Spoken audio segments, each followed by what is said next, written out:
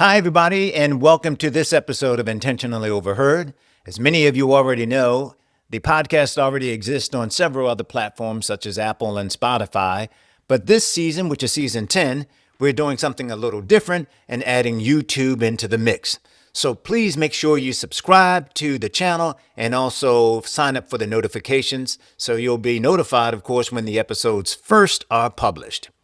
Today, I'm going to have a conversation with David Moffett. David is a combat U.S. Marine veteran, a prostate cancer survivor, and men's health advocate who has turned personal adversity into purposeful action. David is the founder of Courage and Strength to Fight, a nonprofit dedicated to increasing prostate cancer awareness across diverse communities and creating safe spaces for men to have real, honest conversations about their health. Known for his straightforward, real talk approach, David empowers men to advocate for themselves through early detection, understanding family medical history, strong support systems, and access to quality health care. His work focuses not just on surviving cancer, but on helping men thrive during and after diagnosis. And he does that through connection, resilience, and purpose. And now my conversation with David Moffett.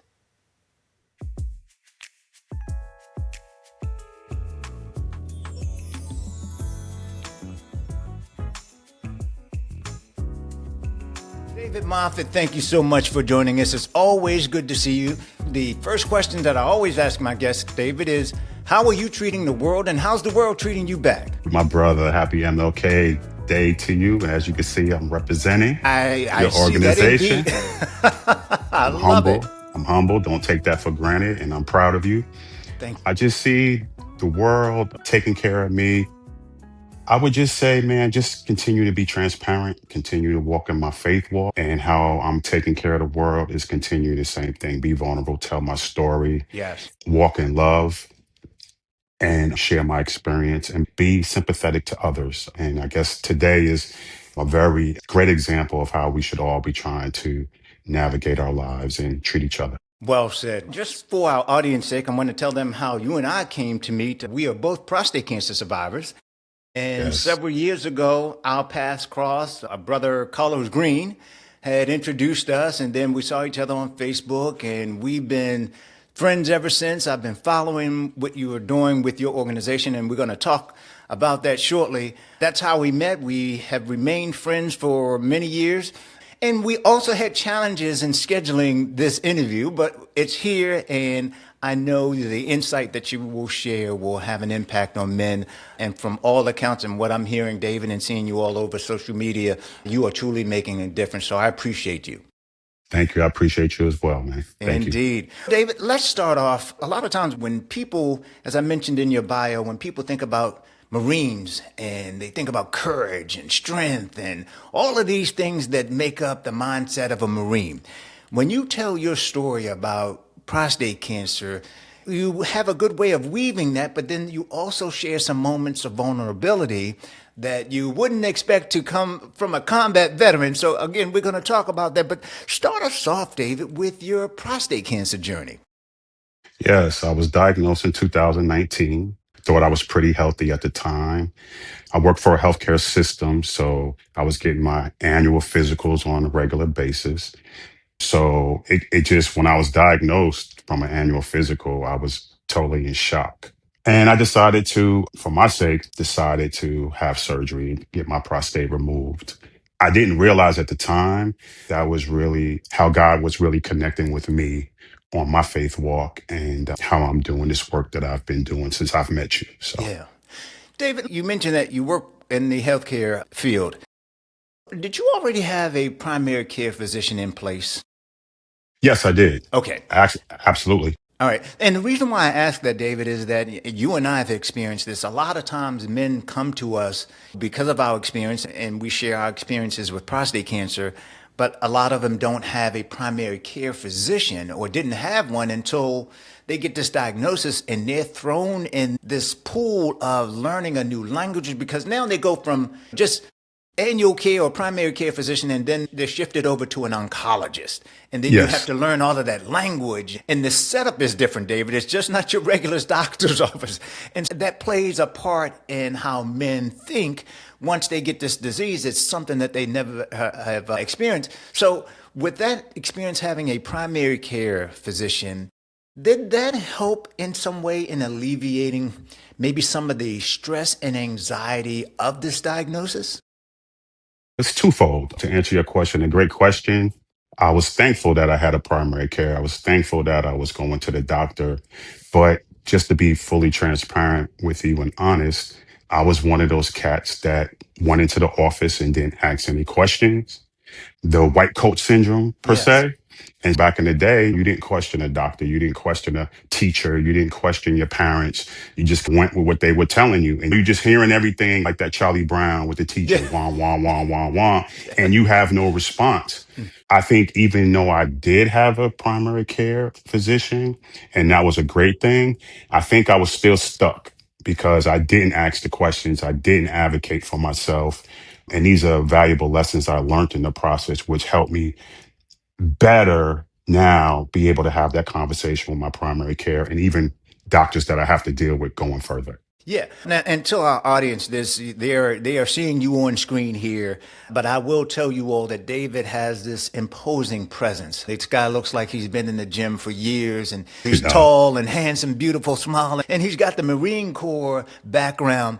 What was it about that white coat syndrome that you've been in combat, you've faced battles before, but what was it about not being able to have the strength and the courage to ask those questions from your primary care physician? absolutely. I think the battle, let's just say like the things I had to do in the service, the things that we have to do growing up, we just take them on, right? We don't Yes. ask no questions. The thing that I guess I really want to make the point is the battle was really within inside myself and Yes. not dealing with being honest with myself and being honest with my fears. So I was hurting, man, with all that exterior and all that bravado and all of those things that you think somebody could handle it. Yes. I was really at a low point where I really didn't know how to cry out for help and really acknowledge to myself that I needed that help. Yeah. So David, and I promise we're going to, of course, dive down deeper into the prostate cancer journey and, of course, your organization. But you bring up an interesting point in terms of the way we were raised. my dad was very present in my life. He was my hero. My grandfather, my stepfather was also in my life. All three men were influential in my life, to be honest with you. Didn't have a great relationship with my stepfather, but he was influential. But none of them talked about their prostate cancer journeys. From a male's perspective, they didn't talk about their feelings. They didn't talk about their appointments. And these are guys that I talked to, not so much my stepfather, but him wanting to discipline me and be angry with me for me Right. cutting up and wilding out. But from my dad and grandfather's perspective, no, I knew they loved me, but there wasn't those conversations. So it was hard to be able to relate as I started going through my journey to reach back and pull from some of that tutelage. I know you have experienced this, but when men come to us, that part of their lives is missing those stories about health. Typically within our community, your strength was measured how you can take it. You put in a long work day, you do a double or triple, whatever. Mhm. And that was how your strength was measured. And so a lot of times when men come to us, they don't want to share these experiences because really they didn't feel as though they had an outlet. One of the things, David, that I found very interesting from one of our previous conversations, and when we talked about your prostate cancer journey and after the surgery, we talked about intimacy.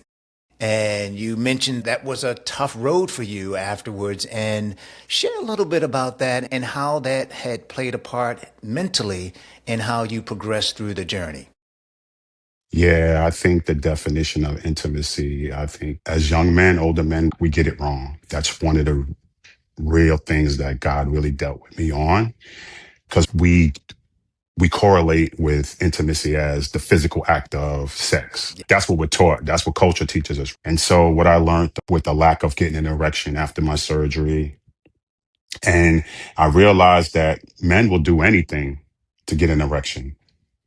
It was almost like a sickness, I call it, because most people say the manhood per se. Yes. And I call that term a sickness because that's when we deal with our relationships, whether spouses, children, people that love us, and we ask the five top reasons why they love us, Hmm.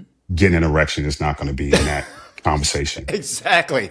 right? Exactly So, right. and I tell people, you don't, your erection doesn't value you as a man or as a Yes. person, a Right. human being.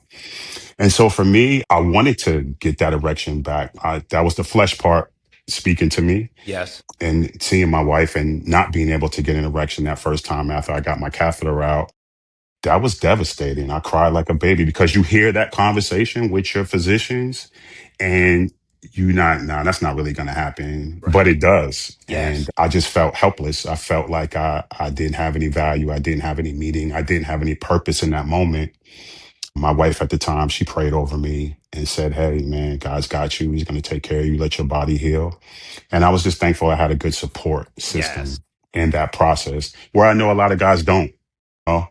Also, in that process, I was trying to do whatever I could to get an erection again. Of course, they give you the oral medication to get the blood flow back to the area. Yes. But I even went as far as getting the injections, Injections. Yes. the Hmm. biomix. And it's crazy because I run these support groups. And after my first erection that I was able to attain, I came back and told the guys it was like getting an erection on steroids. Um, Okay. So wait a minute. Did they say, where do I get it? exactly. So that was the conversation. And just to be honest, man, for about 6 weeks or 2 months, I did that process. And it really, at first, it was a beautiful thing. I was Yes. excited, doing backflips, cartwheels, breakdancing, all of that. But then the dark side of it came in because I was getting erections that were so painful and it hurt so bad and so long. And they were almost 3.5, 4 hours, Yeah. and popping Sudafeds, not the over the counter Sudafeds, but you have to get a prescription from the pharmacist, putting ice packs on my penis and wanting this erection to go down because you don't want to go to the emergency room because you know what that's going to be, right? Yes. And then also using those injections and you hitting a vein, which we all got veins on our penis. That's how to get the blood flow, right? And it became an anxiety and it started to trigger my PTSD. And then I was crying out like, how do I have this conversation with my wife that I really don't want to participate because Yes. they're so painful? And Yes. she just encouraged me, you don't have to do this. And I share this story often about my wife and I, and after the surgery. In my case, I was anxious to say, okay, can I get an erection? I want to be intimate with my wife. And so healing was on the back burner. But I got to tell you, I learned a different meaning of intimacy.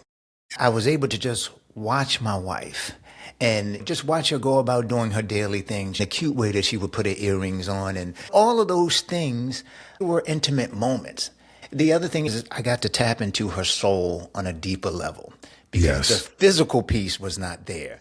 Yeah. And so I thank God for that delay in the physical part of the relationship because it gave me an opportunity to really tap into this woman that I married, and our souls bonded. And when I tell folks sometimes it wasn't all about the physical, a lot of them don't understand that. You have to go through it to understand it. So let me 200% what you just said. I'm definitely familiar with that part of our testimony. But let me one up you on that because I think God was dealing with us on a different level. He's going like, if you love me like you're supposed to love me, right? Right. Yes. You will Then I will forego then I will teach you how to love your your spouse spouse. the Exactly. way you're supposed to. So the things that the world teaches us how to love and stuff like that. So like I said earlier, as we came on, it was really about my faith walk. Hmm. And once I started submitting to that, I Yeah. started seeing it because like you said, it's seeing the soul, the conversation, and just it starts slowing down right for you.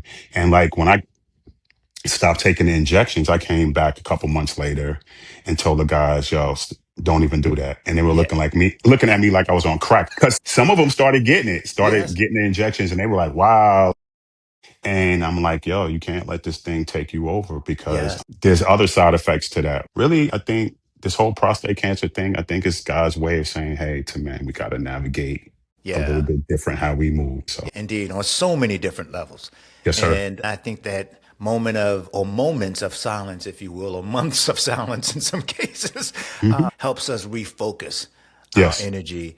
And speaking of refocus, you, because of your journey, you founded an organization to help men get through this process, courage and strength to fight.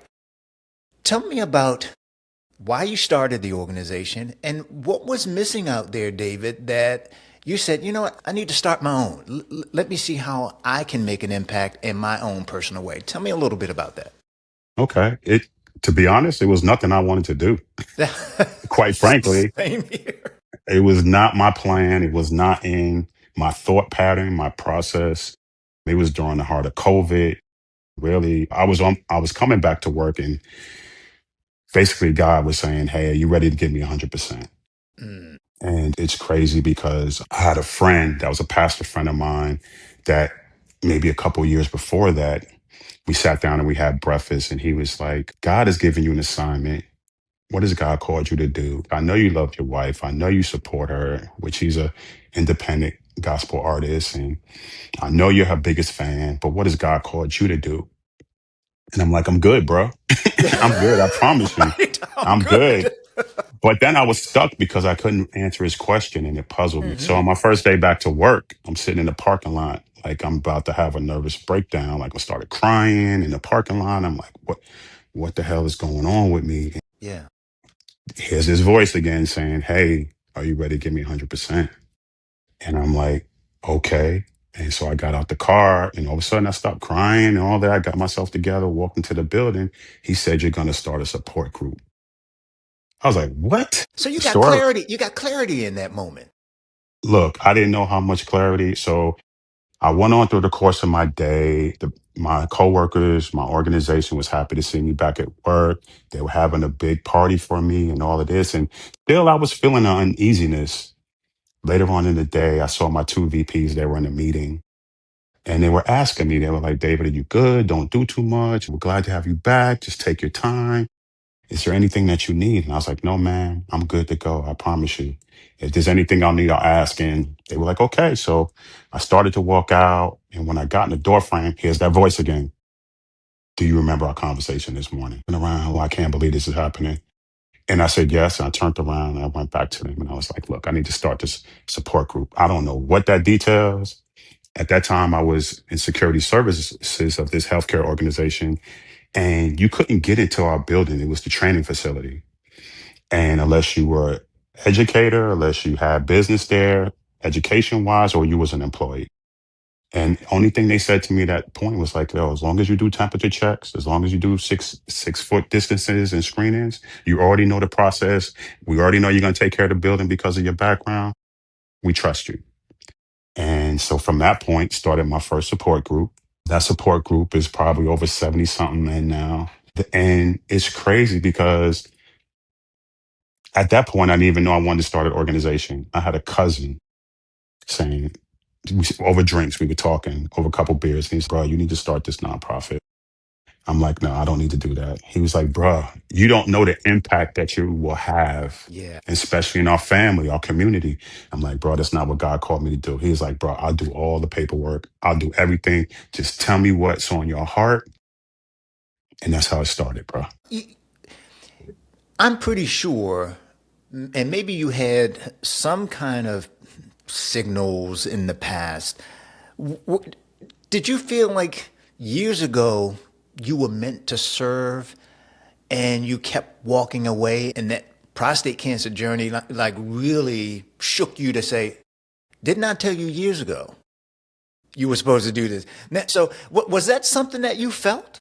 It's just funny you say that because I used to coach football and basketball, the little guys in middle school. Hmm. And people always told me I had great communication with the youth. And so After my son finished playing ball in high school and all of that, I said, I'm going to put it on pause for a minute and just take a break. But you're absolutely right, because after creating this safe space for men, what I realized is that you're not just coaching. You used to coach young men, but now you're coaching older men, right? It's really the same format. It's really the same. It's really your heart, the heart that God's given you to open up this space. And even when I was coaching sports, it was never about just the sport. It was about life lessons. Yes. And so even in these support groups, it's not just about prostate cancer, because we start having conversations about marriage, about relationship with your kids, or stress on the job, or depression, or PTSD with veterans, or all these things that we deal with as men, right? Yeah. So it's just creating that space, safe space, and be able to walk into our vulnerabilities, which is really our greatest strength as Yeah. men when we start to tap into it.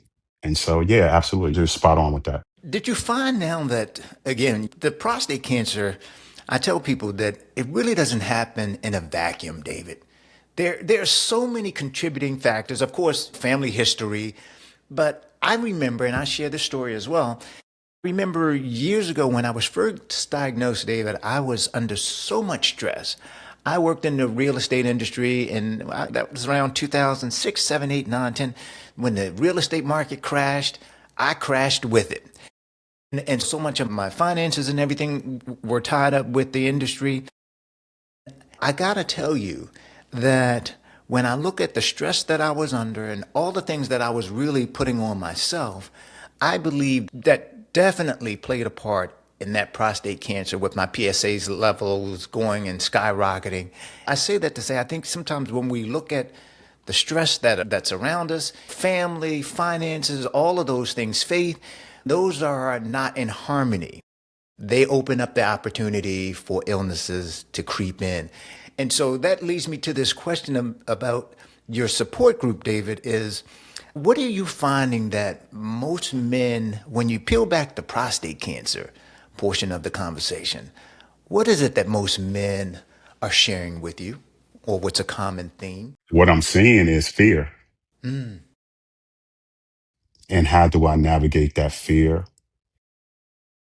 Because all our lives we've been taught not to be emotionally present. Like when we're little, we're taught wipe your tears, suck it right. up, don't let nobody see you cry. You Right. don't see even the men that have your fathers and grandfathers. We didn't see them cry. No. Like I seen my dad cry twice in my life: high school graduation, and when I came back from my first conflict. Yeah. And then also the vulnerable. When you start talking about vulnerability, they're looking at you twisted. Like, where's he trying to go? Like, I ain't saying. And we're talking like, don't share your business. Right. So what I honestly say to men is that we're going to come in here and we're going to attack the root, right? And we're going to talk about some things that are real. So if you're my homeboy and we can't talk about, hey man, I'm having erections issues, if I'm having marriage issues, if I'm having financial issues, if I'm having alcohol issues, or whatever it may be, Hmm.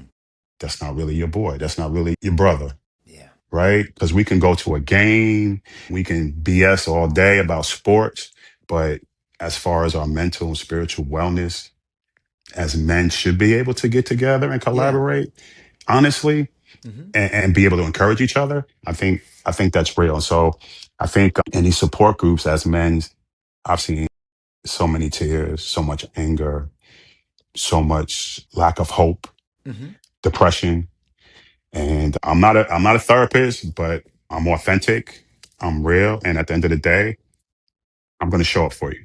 Yeah. I think that has so much impact. And when men feel that's real, Hmm. and then they start to tell another one, and they start to tell another one, Yeah. and they start to tell another one, then it becomes a community, Do right? you find that some of the root of what these men are sharing with you, or what's at the heart of what they're going through, is it a matter of some men maybe not knowing their life's purpose or not living up to their full potential? And they get to this point in life where they're like, my health has failed me and I failed myself. Yes. So I think it's a collective with Hmm. all of that. I think Okay. I'm not where I'm supposed to be financially. I'm not where I'm supposed to be in my relationships. I'm having erections or I can't get erections. So Yeah. I'm starting to feel like even in my relationship, I feel less important or valued. Hmm. So I think it's dealing with how do we really see ourselves? Yeah. And so For me, Rob, just to be real with you, man, like I had to really trust God in this process.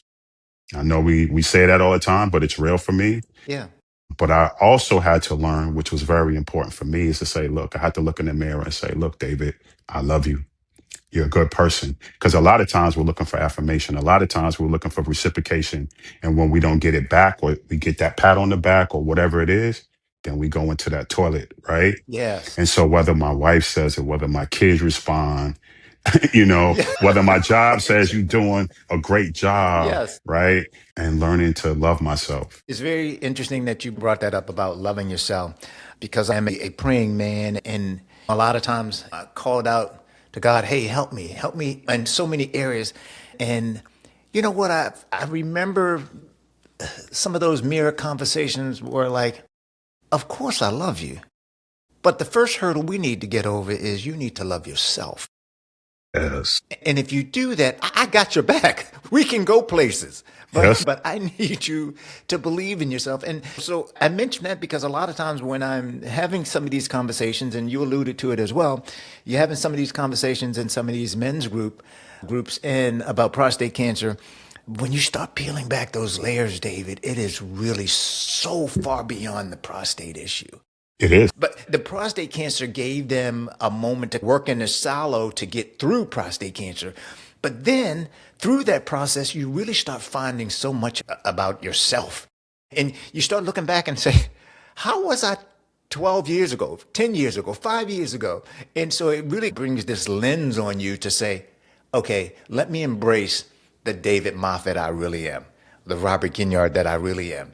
And so as I've watched you move in your space, you seem very comfortable in your skin and in your so if in terms of prostate cancer, I think mission was accomplished to get you to recognize who you are and embrace your life's purpose.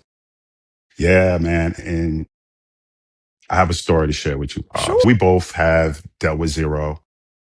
And I went up to their summit my second year.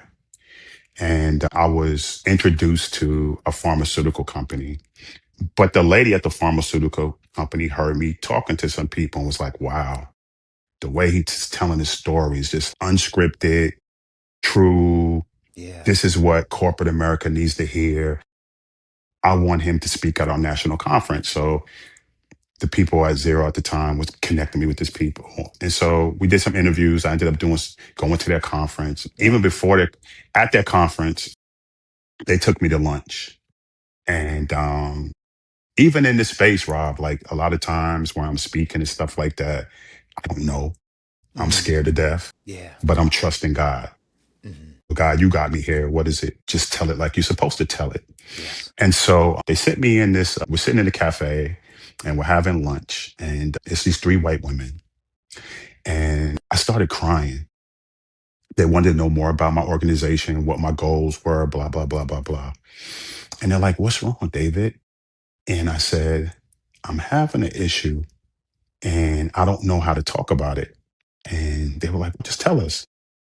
We're here for you. And I said, I keep hearing these things about sponsorships, corporate funding, and all of this other stuff. And I said, the only thing I ever had to ask money for was being a coach and raising money, or my kids doing Girl Scouts, Boy Scouts, raising money for that, or school, elementary school, and you're doing the fundraisers, selling the candy bars and all of that.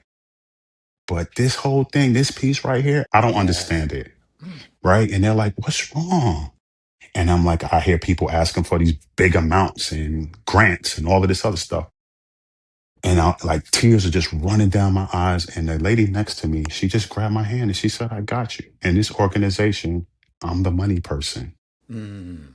And the fact that what you do is so real, I believe in you. Mm. And I was like, whoa.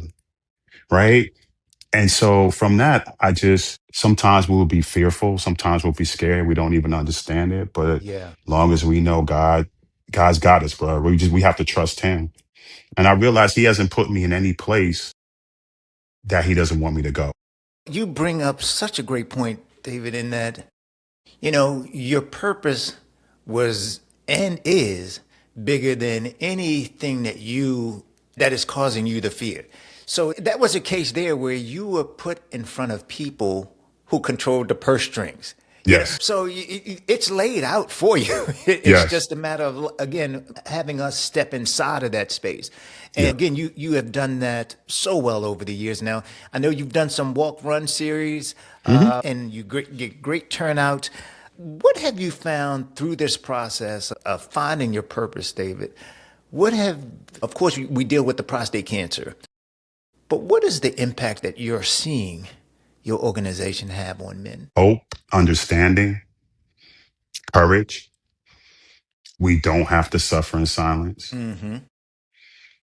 And to be honest, man, I'm just my brother's keeper, man. None of these guys, Rob, I grew up with, none of them are my homeboys. None of them are my, you know, outside of one military buddies, close military buddies, but he's out of state. And if I wasn't obedient to what God called me to do, I wouldn't know him. So it's not just a support group. It's really a family. Really a brotherhood, and it's really connection. Yeah. And I think that's purpose because this is how God wants us to navigate. Budget cuts that are going on, some organizations are losing funding. Are you finding that with so many of these things going on that men, are they still coming out to share, be a part of the process, particularly with talk about early detection and things of that nature? Are those cuts in industry and research, are they having an impact on what you're doing and maybe some of the men that are coming out to early detection, these kind of workshops and things? Is it having an impact? I believe it has an impact, but I find ways to get around it. Yeah. Uh, Right. Right. I'm like, God said, hey, man, you're going to do these events, and I just show up and do them, Mm, right? Whether the funding is there or whether God makes a way, yeah. right? We're going to continue to show up for not our families, but our community and get the word out. And I just think you just put it in his hands, man. This is, like I say, I know this is not what David Moffett wanted to do. Yeah. This is what God's called me to do. So I just trusted at that point, even with the support groups. I say if one person shows up, it's not a it's not a bad day, right? Yes. Because it's happened in a support group. One guy showed up, and I'm telling you, we both wept for 45 minutes to an hour, just having some real live conversation, right? Yeah. Which probably wouldn't have happened if it was 50 men in the audience. Exactly. But that brother needed it, and Hmm. I needed it, Yeah. right?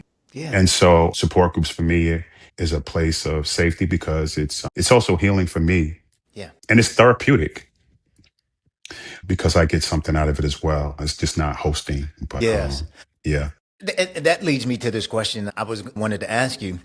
In terms of the organization, how it's been moving over the past couple of years, looking back though, David, was there a point where you thought, I don't know if I want to finish this? I started something, but maybe I'll give up. We talk about funding and things of that nature. Was there ever a time you thought, maybe I'll throw in the towel? Maybe it was a dark day or a dark period. Was there ever that time? Absolutely. Last year, every now and then I get my flashbacks and they just put me in a scary place. And we was coming up on a support group Saturday. So I sent out a text and guys, I'm not going to be able to show up. This is what I'm experiencing. And just, I put it out there. Okay. So the next month we convened and the guy started communicating, hey man, are you okay? You always Yes. checking on us. You always texting us. You always checking on everybody. But are you okay? And it was hard for me to receive that Yes. because you're always pouring out. You're always pouring out. But then they genuinely started. I get a phone call. Hey man, I don't want anything. I'm just checking to make sure you good. You need Yeah. anything. And then a couple of them started challenging me. What is it? Hey man, I'm going on a walk, man. You wanna And what I found myself, Robert, doing, man, is that I got to a place where I really didn't know like what I like to do. Ah, yes, that's what I'm getting to. Right. Right? Like Uh-huh. activities, like, Yes. your dad role, your grandfather role, your job role, your husband role, all of that. Yeah. But then I found myself in a place it's like, what do I enjoy doing? I love doing support groups. I love speaking. I love these platforms and stuff like that. But I found myself that I wasn't putting as much time into my internal development that I was put into other people. So now I said in 2026, I'm going to make time for that as well and Yes. discover what is it that I really enjoy doing outside of what God's called me to do, but Yeah. it, to align it with each other. Yes. I'm glad you were able to come to that point because in this advocacy space, the burnout is real because you keep pouring and pouring, and there's not a lot of people that will pour back into you if they don't know what's going on. And Correct. so my hat goes off to you for recognizing that because a lot of times that advocacy space has a way of burning you out. And then at some point you say, well, am I even making a difference?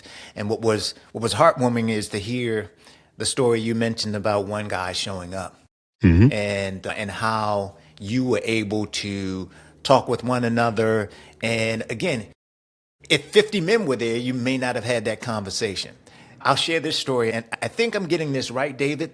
We have a mutual friend who had produced a documentary Yeah. about prostate cancer. Yeah. And I remember her name is Londi Maduro, for Absolutely. our listeners. But I remember that story where she produced this documentary and she had made reservations to book this hall and it could accommodate all of these people. She promoted it. Correct me if I'm wrong, David. I think it may have been, I don't know. I'll say maybe, I'm being generous, maybe it was 25 or more, Hmm. but not the 350 I believe she was expecting. And she talked about how disappointed she was.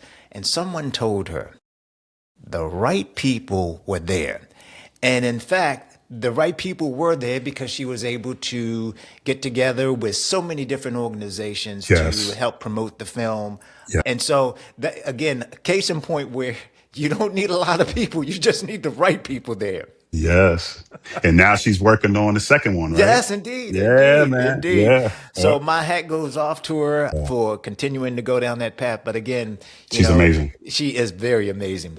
So Yes. David, what I'd like to go back to and we talked about your purpose and how this organization, your organization has been able to guide you and put you back on the purpose driven path. I'd ask you if you had an opportunity to go back and whisper in the ear of the 24-year-old David Moffett, what advice would you give him? Would tell him trust God. I would tell him learn to be emotionally present. I would tell him it's okay to be vulnerable. It's okay to ask for help. And I would tell him you're a good person. The world's views of you don't define you. Yes, yes. Those are probably the things I would tell him. Wonderful. Well, David, we talk about prostate cancer so much that for our listeners, yeah, we didn't go into a deep dive about prostate cancer because a lot of times you need to understand what's behind the person. And so while David can give you all the information, I can give you all the information about prostate cancer, your PSA numbers, there's space for that. But what I wanted to do is have my friend David on to talk about his personal journey, what makes up David Moffett. And so you've told us so eloquently, David, and I appreciate you being on the show. I know how to reach you, but how do people who want to learn more about you and your organization, how do they get in contact with you? Actually, it's www.courageisstrength2fight.com. And I always give out my phone number. I think men want to know they can really reach you, Yes, right? So my number is 678-333-2437. I would like to share just one little story. sure. I have I had some friends and found out that her husband was stage 4. Reached out to me and was like, was just very upset. And her job, whatever in her job, she reached out and said that she couldn't be there for his first radiation appointments. And it was weighing heavy on her heart. And she was like, my brother, is there any possible way that you can go? So I said, absolutely. And so I went to the I went to the cancer center I was sitting in the lobby and he didn't know I was coming. And he walked in, he looked, and I think his initial reaction, like he saw a ghost. He wasn't sure, but that looked like David. And after he checked in, he walked over and I stood up and his eyes welled up. And of course, my eyes welled up, and all I did was hug him. And I said, I love you, brother, and I'm here. Yeah. And it's about our heart, you know? And I wanted to share that because I feel like we need to be there for each other, Hmm. you Yeah. know? Yeah. I was at work and I just made a decision that, hey, I'm going to show up. And sometimes we may not know what the answers are, but you can just tell that he needed it. Yes. And I needed that. And that's what's important. And I appreciate all that you do and your sincerity and your authenticity and what you do in this space, and not just the space, but the things that you talk about and do. And I'm just grateful to know you, brother. Oh, I appreciate it. You know it is reciprocated. I want to give that website again. It's Fight. courageandstrengthtofight.com. Huh. Yes, sir. David, please continue to do the good work. I'm always here for you, and I appreciate all you do and all the men that you have helped and their families as well, because I know some of the women will mention things to you that their men, husbands, or significant others are not mentioning. So thank you so Absolutely. much for the communication with the women in their lives as well. Yes, sir. All right. David, thank you so much for being a guest on Intentionally Overheard. I look forward to talking with you again soon. Love you, brother. Love you too.